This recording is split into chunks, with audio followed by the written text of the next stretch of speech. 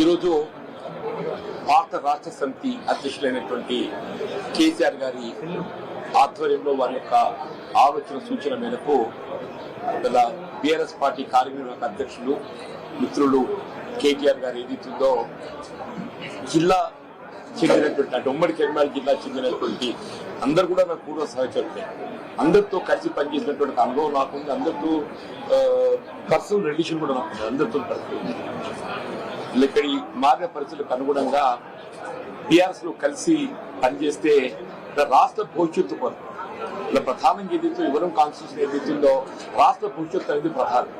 రాష్ట్ర భవిష్యత్తు కొరకు ఏదైతుందో మనం పాటుపడుతున్న అవకాశం మరి వారు నాకు కల్పించడానికి ముందుకు వచ్చినందుకు నేను వారికి హృదయపూర్వకంగా ధన్యవాదాలు చెప్తాను చెప్పండి.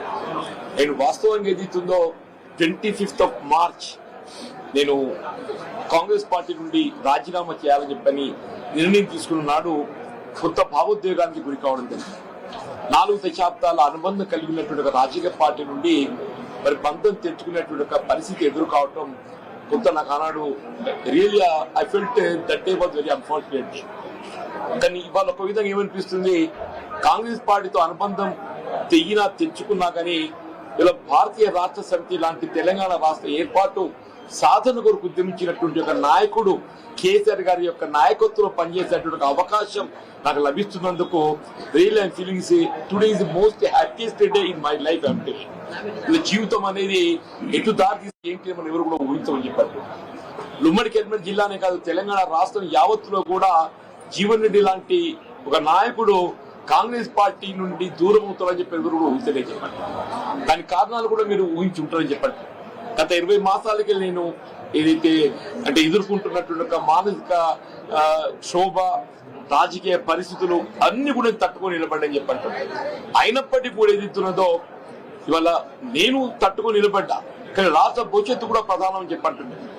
వీళ్ళ ఆనాడు ఏదైతే 2023 సాధారణ శాసనసభ ఎన్నికల్లో ఒక్కరికి కూడా ఏముంటుందంటే ఇంకా మెరుగైన పాలన కావాలి, ఇంకా మాకేదో భవిష్యత్తు కావాలనుకుంటాం.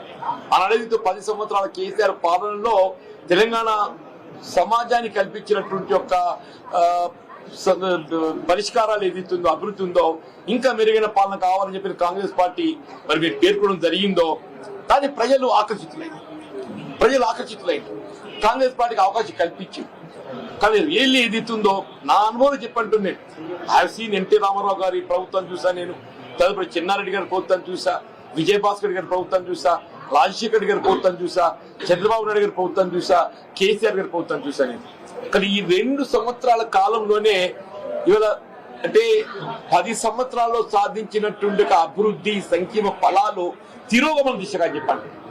కేసీఆర్ గారు ఏ ఉద్యమ నేతగా తెలంగాణ రాష్ట్రాన్ని సాధించడానికి వారు ఉద్యమించిండ్రో వారి సాధారణంగా తెలంగాణ రాష్ట్ర భవిష్యత్తు నిర్మాణానికి 10 సంవత్సరాలు కృషి చేస్తే అది 2 సంవత్సరాల్లో తిరోగమన చర్యగా ప్రజలు ఏదైతుందో అంటే నేను ప్రాక్టికల్ చెప్తున్నాను. ఇవాళ నేను మీరేదో వచ్చిందో అని చెప్పని పిఎస్ లో జాయిన్ కావాలని చెప్పి ఇక్కడ నిర్ణయం ప్రకటించడం కాదు చెప్పంటున్నాను. నేను ఆనాడే నిర్ణయం తీసుకోవాలని చెప్పని నేను కొంతమంది నాకు గుర్తు పెట్టి అయినా నేను I want to study the mind of the people. ప్రజాభిప్రాయం ప్రజలు ఏ విధంగా స్పందన ఉందో గమనిస్తామని చెప్పాను. నేను మా మిత్రులు సహచరులు శివప్లాసులుగా అభిప్రాయాలు కూడా సేకరించాలని చెప్పని ఈ 2 వారాన్ని ఓపిక పెట్టని చెప్పాను. మా మిత్రులు శివవిలాసులు సహచరులు వారి యొక్క సూచనలు సలహాలతో పాటుగా ముఖ్యంగా ప్రజాభిప్రాయాన్ని గమనించండి. నేను ఈ మధ్య ఒక 4-5 డేస్ బ్యాక్ ఇట్లా ఒక ప్రెస్ కాన్ఫరెన్స్ పెట్టింది.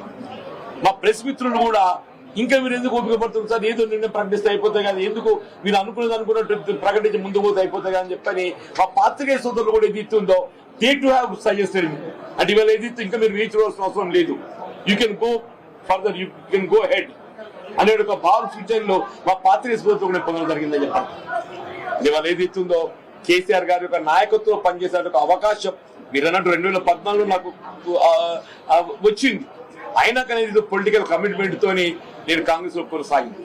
బట్ ఇవాళ పరిస్థితుల్లో ఏదైతుందో నేను వ్యక్తిగతంగా కాంగ్రెస్ లో ఎదుర్కొంటున్నటువంటి ఒక మానసిక మానసిక ఇబ్బందులకు తోడు ఏదైతుందో నాకు రాష్ట్ర హితం ప్రధానం కనబడుతుందని చెప్పి ఎవరికైనా ప్రజా జీవితం అనేది రాష్ట్ర హితం అని చెప్పండి. ఆ రాష్ట్ర హితము ముఖ్యంగా రైతాంగం, రైతు కూలీలు, నిరుపేద వర్గాలు, దళితులు, బలహీన వర్గాలు, ఆడబిడ్డలని చెప్పట్టు నేను విద్యార్థి లోకం అని చెప్పండి. నినాకం ఏదైతుందో కోర్టు ఇవాళ ఫీజు రియంబర్స్మెంట్ ఏదైతుందో రాష్ట్రం చెల్లింపు చేయలేకపోతుంది కాబట్టి మీరు తల్లిదండ్రుల దగ్గర ఫీజు వసూలు చేసుకోవచ్చని చెప్పాను. ఎంతకన్నా మోస్ట్ అన్ఫార్చునేట్ థింగ్ ఏముండో చెప్పంటారు. ప్రభుత్వం యొక్క వైఫల్యానికి ఇంతకన్నా పెద్ద నిదర్శనం ఏముంటుందో చెప్పంటారు. విద్యార్థులంటే రాష్ట్ర భవిష్యత్తు, దేశ భవిష్యత్తు అని చెప్పంటారు. అప్పుడు విద్యార్థి లోకానికి ఏది ఇస్తుందో ఇవాళ మనము భవిష్యత్తు చూపెట్టలేకపోతున్నాం అని చెప్పంటే పాలన అనేది ఏ విధంగా కొనసాగుతాం దీన్ని బట్టి ఊహించవచ్చు అని చెప్పంటారు. తప్పకుండా ఇవాళ మీరు ఏదైతే ఇంత అంటే really you need not come up to this place నాకు రావాలన్నట్టు మీరు రావాల్సినందుకు నిజంగా మీకు అందరికీ, మీ మిత్రులకు అందరికీ ముఖ్యంగా ఏతుందో మా మిత్రులు పొప్పులీశ్వర్ గారు, వారు ఇక్కడ మంత్రిగా పనిచేసిండ్రు, వారితో నేను కలిసి శాసనసభ్యులు పనిచేసిన, శాసన మండలి సభ్యులు పనిచేసిన, రమణ గారితో కూడా ఏదైతుందో వారు ఎంపీగా ఉన్నప్పుడు నేను ఎమ్మెల్యేగా పనిచేశాను. నేను మీ ఇద్దరం కూడా ఏదో చిరకాల మిత్రులము. 93 వరకు ఏదో కలిసి పనిచేసినవి. Only 94 he has deferred with me. Only 94 he has deferred with me. తర్వాత వాడు పార్లమెంట్ ఎన్నికైన తర్వాత ఏదైతుందో ఇవాళ వారి ఏదైతే ఎమ్మెల్యే స్థానం ఖాళీ కావడంతో అక్కడికి నాకు ఉప ఎన్నికలు పోటీ చేసే అవకాశం వచ్చింది. దట్ ఎలక్షన్ నన్ను కెప్ట్ మీద మొత్తం రాష్ట్ర స్థాయిలో నాయకత్వం నాకు నిలబెట్టింది ఆ ఉప ఎన్నిక అని చెప్పాను. ఇక్కడ సోదరు బసంత జడ్పీ చైర్పర్సన్ ఏదైతుందో నేను ఎమ్మెల్యేగా ఉన్నప్పుడు కూడా ఏదైతుందో ఇంత గౌరవించుతుంది కదా అని చెప్పంటే మీరు మీటింగ్ రావాలన్నా మీరు వచ్చి మీలాంటి వాళ్ళకి సలహాలు సూచనలు ఇవ్వాలని చెప్పాను.